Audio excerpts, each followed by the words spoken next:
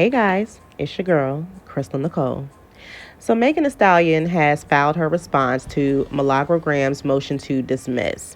Now she says that she agrees that anyone is allowed to comment on a public trial, but this plaintiff does not agree that this country permits repeatedly and falsely accusing a crime victim of giving perjurious testimony under oath about whether her assailant shot her. They say that whether Mr. Peterson shot Mrs. Pete is verifiable, and whether Mrs. Pete told the truth about the shooting was verified by a unanimous jury verdict.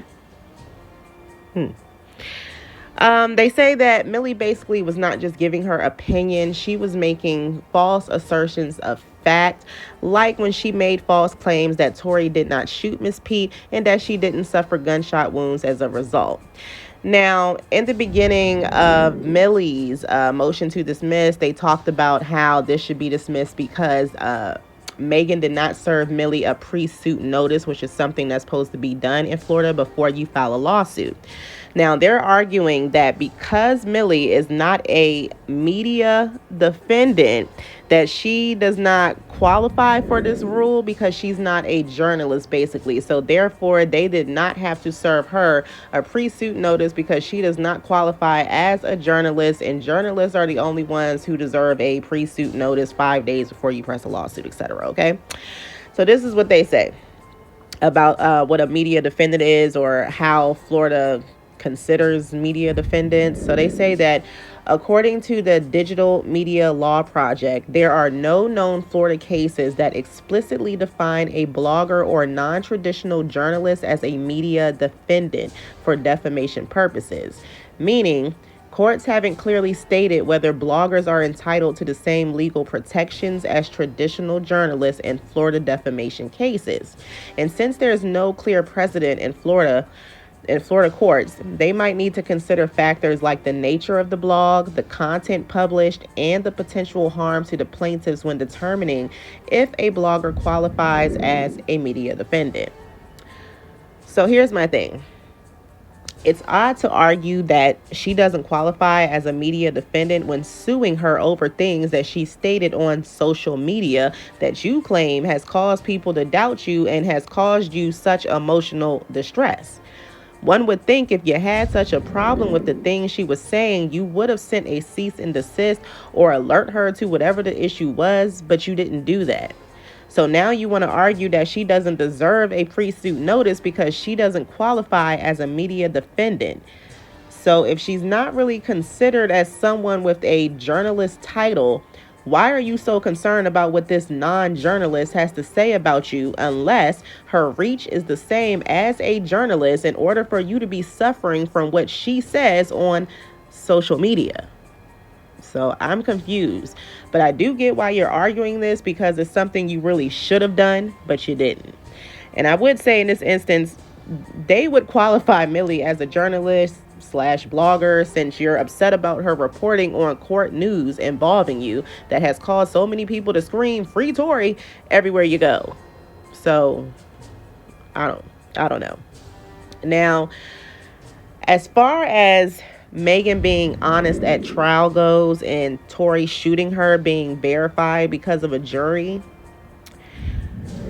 if the jury was the end in criminal cases, there would be no options to appeal their decision or to request a new trial.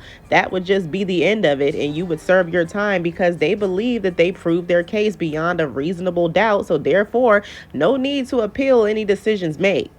But that's not the case. And it's kind of driving me nuts how they're pretending like that's not also a verified fact. Tory is appealing. Tory is still proclaiming his innocence, and he has supporters who believes in his innocence.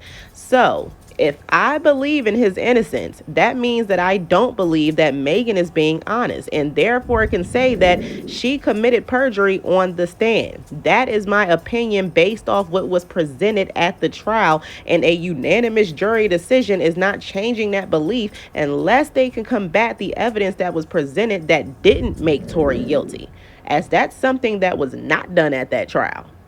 They did not combat the eyewitnesses who saw something different than what Megan claimed happened.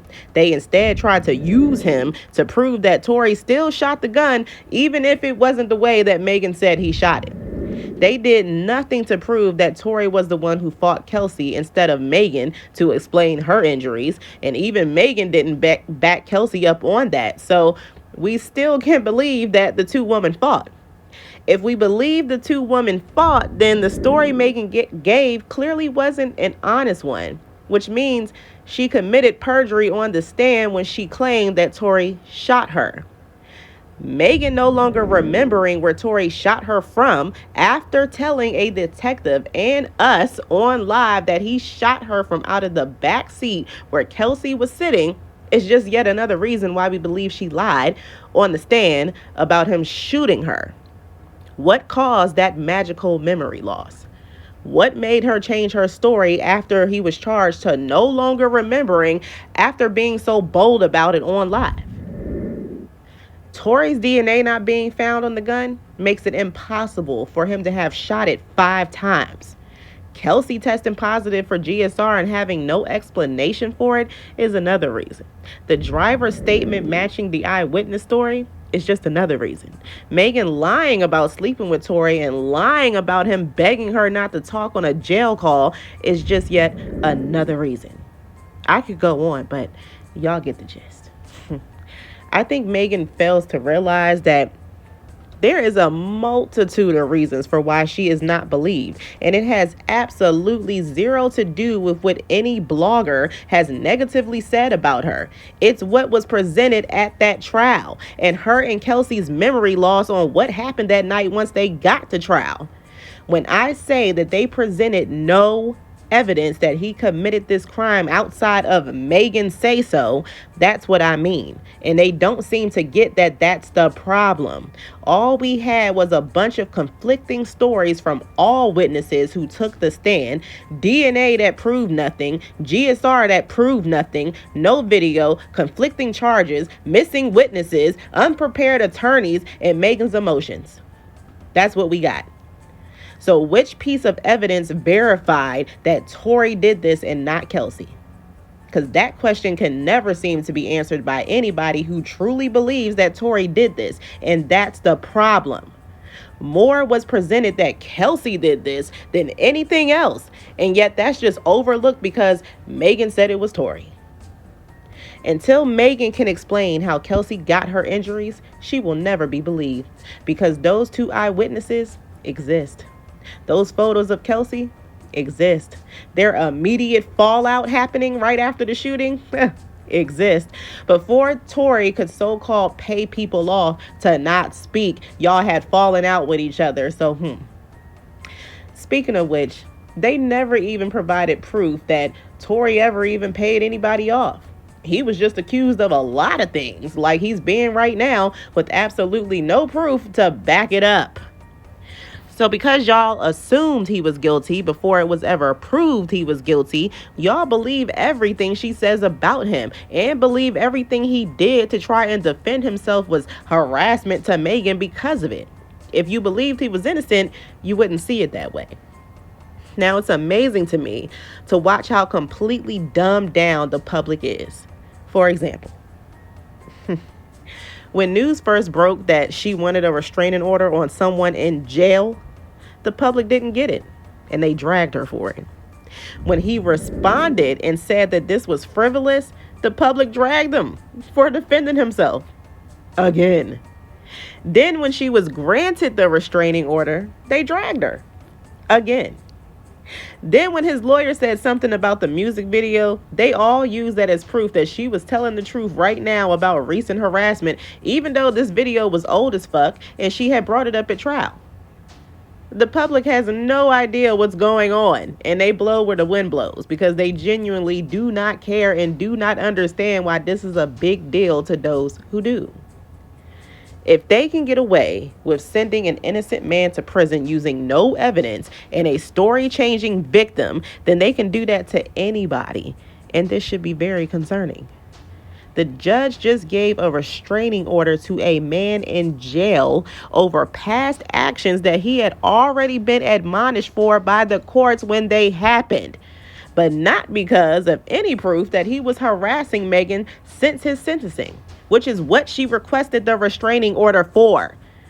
But nobody sees a problem with this. They believe he is really harassing her by still proclaiming his innocence, something he has been doing from the beginning. They are literally throwing it in our face that they can do as they please. Evidence be damned. And this is not okay. Okay? So this is what Millie and her lawyers need to point out. All this girl's lies throughout this case and make her have to account for them, since apparently we are supposed to believe her in spite of them. Tory had a defense, and that defense was not debunked through any credible evidence. And no matter how much Megan cries about it, she still won't be believed. And that's what she's mad about. That despite what a jury decided, people are still using common sense and saying that something isn't right because it isn't. And nothing was proved at that trial. It was just a bunch of confusion. She can't force anybody to believe her when there's other evidence debunking her claims. If she cared so much about being believed, she would do a better job of addressing those concerns. And a lawsuit and a restraining order is doing nothing about that. And until she gets that, I guess she better get used to hearing free Tory everywhere.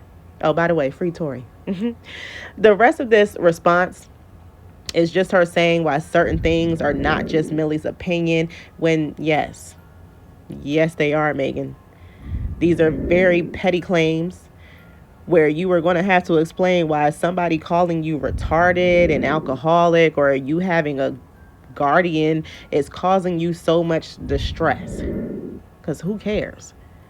Are you really losing sleep over that for real?